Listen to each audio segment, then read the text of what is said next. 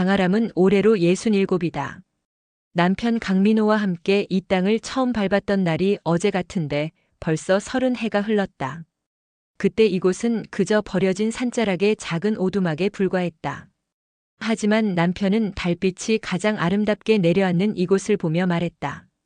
여보, 언젠가 여기를 제대로 된 숙박지로 만들자. 사람들이 찾아와 쉬고 갈 수 있는 그런 곳으로. 그의 눈빛은 늘 미래를 향해 있었다. 남편은 평생을 목공일로 살았다. 거친 손으로 나무를 다듬고 밤마다 설계도를 그렸다. 작은 산장 달숲 하우스는 그렇게 조금씩 형태를 갖춰갔다. 손님은 많지 않았지만 찾아오는 이들은 한결같이 이곳의 고요함을 사랑했다. 하람은 남편이 지은 통나무집에서 손님들에게 손수 끓인 된장찌개를 내주고 산나물을 다듬어 밑반찬을 만들었다. 검소하지만 따뜻한 곳이었다. 그러던 어느 겨울 남편이 갑자기 쓰러졌다. 병원에서는 심근경색이라 했다. 하람은 남편의 손을 붙잡고 울었지만 그는 돌아오지 않았다.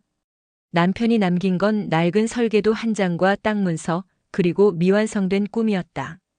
장례를 치르고 홀로 남은 하람은 밤마다 남편의 설계도를 들여다보았다. 그 종이 위에는 3층짜리 건물이 그려져 있었고 달숲 레지던스라는 이름이 적혀 있었다. 당신이 못다한 일 내가 이어갈게. 하람은 결심했다. 대출을 받고 지역 보조금 사업에 지원했다. 60살이 넘은 나이에 사업자가 된다는 건 쉽지 않았다. 서류를 준비하고 건축업자를 찾아다니고 설계를 조율하는 모든 과정이 낯설고 두려웠다. 하지만 하람은 멈추지 않았다. 공사가 시작되고 2년에 걸쳐 작은 산장은 3층 규모의 펜션으로 다시 태어났다. 객실은 12개, 식당과 카페를 갖춘 제법 그럴듯한 숙소가 되었다. 개업식 날 하람은 남편의 사진을 가슴에 품고 건물 앞에 섰다. 달빛 아래 빛나는 달숲 레지던스를 바라보며 그녀는 속삭였다. 여보, 우리 해냈어요. 유일한 아들 강도윤은 서울에서 중견기업 과장으로 일하고 있었다. 대학을 졸업하고 취직한 뒤로 그는 고향에 자주 내려오지 못했다. 어머니와 통화할 때마다 작은 산장 잘 지키고 있다는 말만 들었기에 도윤은 어머니가 여전히 예전의 오두막 같은 곳에서 홀로 지낸다고 생각했다. 펜션 사업을 확장했다는 이야기는 어머니가 자세히 말하지 않았고 도윤 역시 깊이 묻지 않았다. 결혼 3년 차 아내 서지우는 광고회사 팀장으로 승진하며 더 바빠졌다. 그들에게는 5살 아들 하나가 있었다. 도윤은 가끔 어머니가 혼자 산골에서 지내는 모습을 떠올리며 마음이 무거워졌다. 아버지가 돌아가신 지도 벌써 3년이 넘었다. 엄마, 이제 나이도 있으신데 혼자 계시면 어떡해? 어느 명절 도윤은 지우와 상의한 끝에 어머니께 제안했다.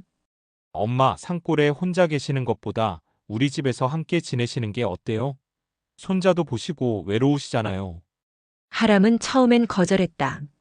나 여기서 일도 있고 괜찮다. 하지만 도윤은 계속 권했다.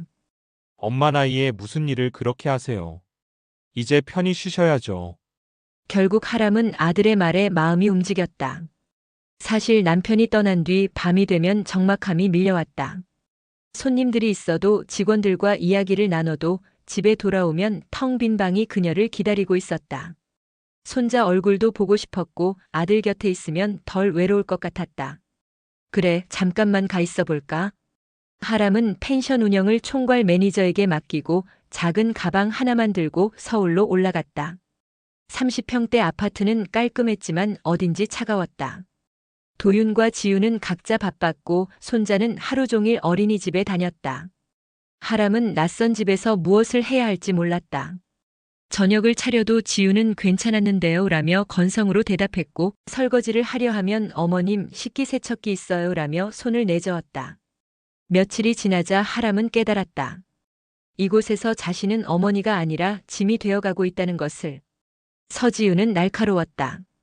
명품 핸드백을 들고 출근하고 늦은 밤 피곤한 얼굴로 돌아왔다. 그녀에게 집은 잠만 자는 공간이었고 가족은 관리해야 할 대상이었다. 시어머니가 들어온 뒤로 그녀의 불편함은 커졌다. 어머님, 저 진짜 바빠요. 집안 정리는 좀 도와주시면 안 될까요? 말투는 공손했지만 눈빛은 차가웠다. 처음엔 가벼운 부탁이었다. 장보기, 청소, 빨래 개기. 하람은 괜찮다고 생각했다. 며느리가 바쁜데 이 정도는 해줄 수 있지. 하지만 점점 요구는 늘어갔다. 손자 어린이집 등하원, 저녁 준비, 분리수거, 택배 정리. 하람은 어느새 가정부처럼 움직이고 있었다. 어느 날 지우의 친구들이 집에 놀러 왔다. 하람은 부엌에서 과일을 깎아내왔다. 친구들이 물었다. 어머님이세요? 지우는 잠시 머뭇거리더니 대답했다. 아, 같이 사는 친척분이세요. 하람은 그 말을 듣고 가슴이 철렁 내려앉았다. 친척분? 자신은 이 집의 시어머니였고 저 아이의 할머니였다. 그런데 며느리는 자신을 부끄러워하고 있었다. 그날 밤 하람은 잠을 이루지 못했다. 거울을 보니 촌스러운 옷차림, 주름진 얼굴, 거친 손이 보였다. 그녀는 평생 땀 흘려 일하며 살아왔다. 화려한 옷도 값비싼 화장품도 몰랐다. 하지만 그것이 부끄러운 일인가? 남편과 함께 일궈낸 펜션, 손님들의 감사 인사, 직원들의 신뢰. 그 모든 것이 자신의 자랑이었는데 이곳에서는 그저 보이지 않는 존재가 되어버렸다. 며칠 뒤 어린이집 학부모 모임이 있었다. 지우는 바쁘다며 하람에게 대신 가달라고 했다. 하람은 손자의 손을 잡고 어린이집에 갔다. 다른 부모들은 젊고 세련된 옷을 입고 있었다. 선생님이 물었다. 할머니세요? 네. 아, 부모님은 바쁘시나 봐요. 하람은 고개를 끄덕였다. 그 순간 자신이 데리러 온 사람처럼 느껴졌다. 집으로 돌아온 하람은 작은 방에 홀로 앉아 창밖을 바라보았다. 저 멀리 산이 보였다. 달숲 레지던스가 있는 그곳. 그녀는 문득 그리웠다. 새벽 공기, 손님들의 웃음소리, 남편의 흔적이 남아있는 그 공간이. 시간이 지날수록 하람은 투명인간이 되어갔다. 아침에 일어나 아침 준비를 하고 손자를 어린이집에 데려다주고 청소와 빨래를 하고 저녁을 준비했다. 지우는 어머님 고마워요라는 말 한마디 없이 식사를 하고 자기 방으로 들어갔다. 도유는 회사 일로 지쳐 대화할 여력이 없었다. 어느 주말 하람은 손자와 함께 아파트 놀이터에 나갔다. 옆동 아주머니가 다가와 말을 걸었다. 어머님, 며느님 가족이 제주도 여행 가셨다면서요? 손자한테 들었어요. 하람은 순간 말문이 막혔다. 네? 지난주 금요일이요. 손자가 비행기 탄다고 신나하던데요. 하람은 그제야 기억했다. 지난주 금요일 지우는 친정 제사 참석해야 한다고 말하며 집을 나섰다. 도윤도 함께였다. 그런데 그들은 제사가 아니라 여행을 간 것이었다. 지우의 친정은 제사를 지내지 않았다. 처음부터 거짓말이었다. 그들은 시어머니를 두고 가족끼리만 여행을 떠난 것이다. 그날 밤 하람은 눈물을 흘렸다. 분노가 아니라 슬픔이었다. 나는 이 집에서 가족이 아니구나. 자신은 편리한 가정부였고 필요할 때만 불려지는 존재였다. 아들은 그런 아내의 태도를 묵인했고 손자조차 할머니를 당연한 존재로 여겼다. 새벽 2시 하람은 조용히 일어나 짐을 쌌다. 많지 않았다. 옷 몇 벌과 남편 사진 그리고 펜션 열쇠. 그녀는 거실 테이블 위에 짧은 메모를 남겼다. 건강하게 잘 지내렴. 엄마는 갈 곳이 있단다. 새벽 첫 기차를 타기 위해 조용히 현관문을 열고 나섰다. 뒤돌아보지 않았다. 기차 안에서 하람은 창밖을 바라보았다.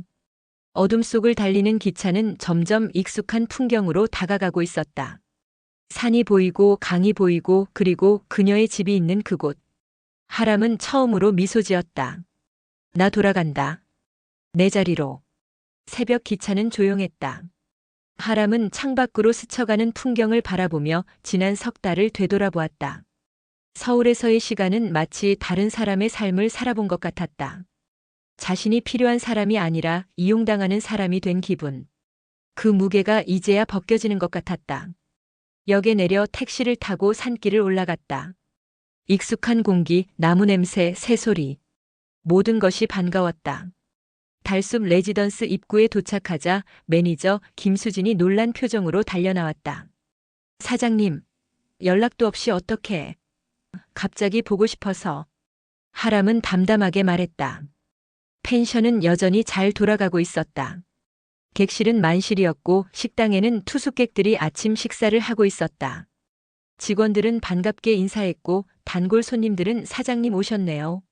라며 손을 흔들었다. 하람은 그제야 숨을 쉴 수 있었다. 여기가 내 자리였구나.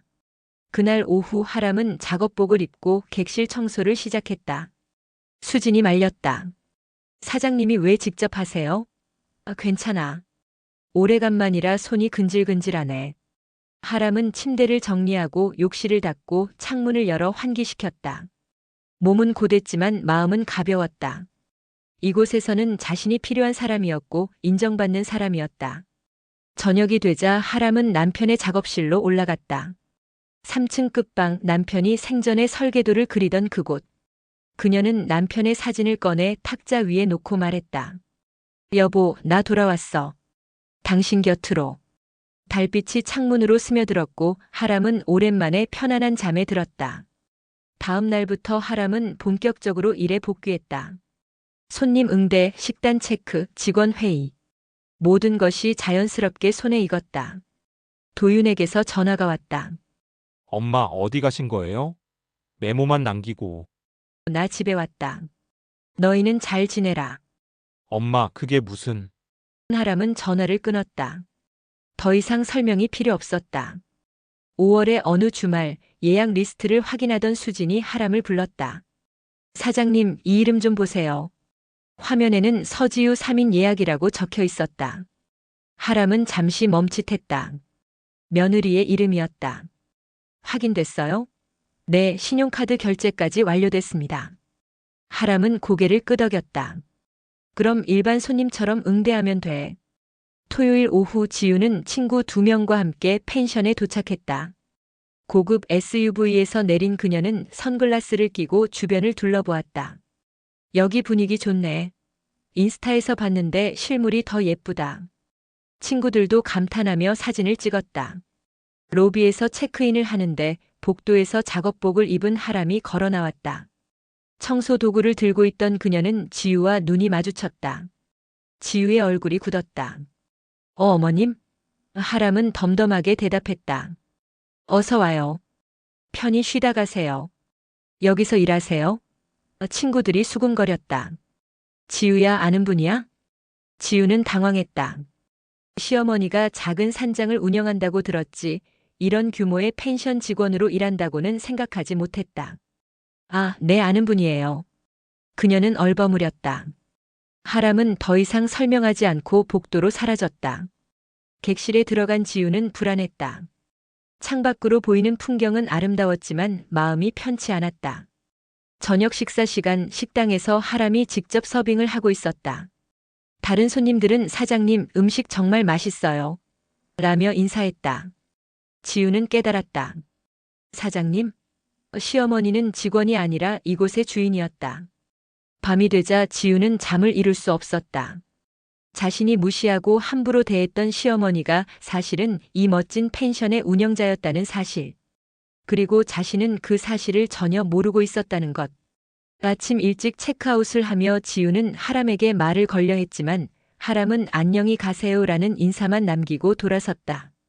그로부터 석 달이 지난 어느 날 펜션 입구에 낡은 승용차 한 대가 멈춰섰다. 도윤과 지우가 초췌한 얼굴로 내렸다. 하람은 로비에서 그들을 맞았다. 왜 왔니? 도윤은 떨리는 목소리로 말했다. 엄마 저희 갈 곳이 없어요. 지우의 회사가 대규모 구조 조정을 단행했고 그녀는 명단에 포함됐다. 퇴직금으로 시작한 투자는 실패했고 대출 이자를 감당하지 못해 아파트는 경매로 넘어갔다. 도윤의 월급만으로는 전세금도 마련할 수 없었다. 그들은 지난 한 달간 월세방을 전전하다 결국 이곳으로 왔다. 엄마 죄송해요. 저희가 잘못했어요. 지우는 고개를 숙였다. 하람은 그들을 잠시 바라보다 말했다. 별채의 직원 숙소가 있다. 거기서 지낼 수 있어. 정말요? 대신 조건이 있다. 너희 둘 다 여기서 일해야 해. 도윤과 지우는 놀란 표정으로 서로를 바라보았다. 엄마 저희가 뭘 할 수 있을까요? 도윤이는 시설 관리, 지우는 객실 관리. 급여는 최저임금, 식사와 숙소는 제공한다. 하람의 목소리는 단호했다. 싫으면 다른 곳 알아봐도 돼. 도윤이 급히 말했다. 아니에요, 엄마. 저희 할게요. 뭐든지 할게요. 그날부터 도윤과 지우는 펜션 직원이 됐다. 지우는 명품 옷 대신 작업복을 입고 아침 6시에 객실 청소를 시작했다. 도윤은 수리도구를 들고 시설을 점검했다. 처음엔 서툴렀다. 지우는 침대 정리를 제대로 하지 못해 다시 해야 했고, 도윤은 간단한 수리도 인터넷을 검색하며 배워야 했다. 하지만 시간이 지나면서 그들은 변했다. 손님이 깨끗하네요. 감사합니다라고 말할 때 지우는 처음으로 일의 보람을 느꼈다. 도윤은 고장난 보일러를 고치고 나서 뿌듯함을 경험했다. 그들은 땀의 가치를, 노동의 의미를 조금씩 깨달아가고 있었다. 석 달이 흘렀다. 도윤과 지우는 이제 펜션의 중요한 일원이 됐다. 도윤은 시설 관리 전문가로 성장했고 지우는 객실 관리 팀장으로 승진했다. 그들은 더 이상 예전의 그 사람들이 아니었다. 거만함은 사라지고 겸손함이 자리 잡았다. 어느 저녁 마지막 손님을 배웅하고 세 사람은 식당에 모였다. 하람이 준비한 저녁상에는 된장찌개와 나물이 놓여 있었다. 검소하지만 따뜻한 밥상이었다. 지우는 조용히 수저를 들다 말고 하람을 바라보았다. 어머니, 왜? 그동안 정말 죄송했습니다. 지우의 눈에 눈물이 맺혔다. 제가 얼마나 오만했는지, 얼마나 함부로 대했는지 이제야 알겠어요. 어머니가 이렇게 대단한 분이신 줄도 몰랐고, 이 펜션을 혼자 일구신 줄도 몰랐어요. 저는 어머니를 사람으로조차 보지 않았어요. 도윤도 고개를 숙였다. 엄마, 저도 죄송해요. 아내 편만 들고 엄마를 보호하지 못했어요. 하람은 잠시 그들을 바라보다 말했다. 늦었어도 괜찮다. 사람은 깨달으면 되는 거야. 다시 배우면 돼. 그녀는 며느리의 손을 잡았다. 지우야, 너 정말 많이 변했다. 요즘 손님들이 내 칭찬을 많이 해. 친절하고 꼼꼼하다고. 지우는 울먹였다. 어머니 감사합니다.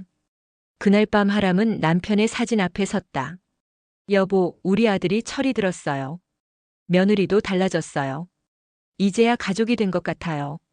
달빛이 창문으로 스며들었고 펜션은 고요했다. 다음 날 아침 세 사람은 함께 청소를 시작했다. 하람은 창문을 닫고 도윤은 마당을 쓸고 지우는 화단에 물을 주었다. 햇살이 눈부시게 내려앉았고 그 빛 아래에서 그들은 비로소 같은 방향을 바라보고 있었다. 달숲 레지던스는 오늘도 손님들을 맞을 준비를 하고 있었다. 그리고 그 중심에는 세 사람의 새로운 시작이 있었다. 여러분, 오늘 하람의 이야기는 어떠셨나요?